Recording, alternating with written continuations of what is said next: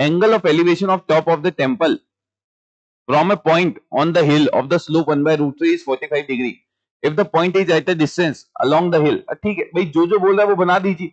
मैंने बोल दिया ये मेरे पास कोई टेम्पल है, ये मेरे पास क्या है, कोई टेम्पल है ना। अब एक हील दे रखी है इस तरीके से और वो स्लोप 1 by root 3 पे है ना। तो भाई अगर मैं इसको ऐसा मान लेता तो हील क्या ऐसी कुछ हो जाएगी क्या?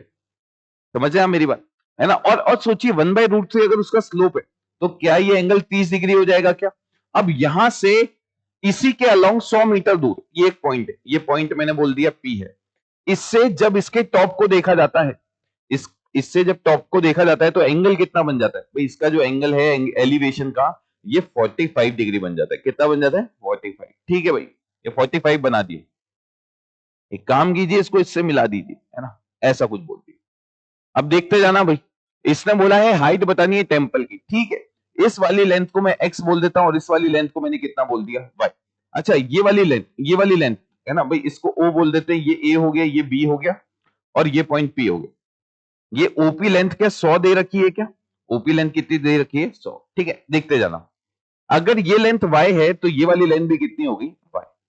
सही है, तो भाई पहला relation y upon 100, y upon 100 ये किसके इक्वल हो गया? sin 30। sin 30 1/2 होता है तो y की वैल्यू कितनी होगी? 50। अगर y की वैल्यू 50 हो गई, अब x निकालते हैं। तो देखिए भाई, इसके लिए मैंने क्या किया, इस वाली लेंथ को z बोल दिया। अगर ये लेंथ z है, ठीक है ना, देखते जाना, ये लेंथ कितनी है? z। तो ये वाली लेंथ भी कितनी हो जाएगी? z। और अगर ये z हो गई तो z अपॉन 100 ये क्या cos 30 √3/2 हो जाएगा क्या? तो z की वैल्यू आपके पास कितनी आ गई? 50√3। अब z की वैल्यू अगर 50√3 आ गई तो यहां से अपन लिख देंगे x अपॉन z। क्या ये 1045 के इक्वल हो जाएगा क्या? और 1045 1 होता है तो x की वैल्यू किसके इक्वल आ गई? z। तो भाई x अगर z है तो total length x plus y थी, तो भाई कितनी हो गई? 50 टाइम्स ऑफ √3 प्लस 1। तो इसका जो करेक्ट आंसर है वो क्या हो जाएगा, है ना भाई? इसका आंसर डी होगा, बी नहीं होगा, डी होगा, है ना।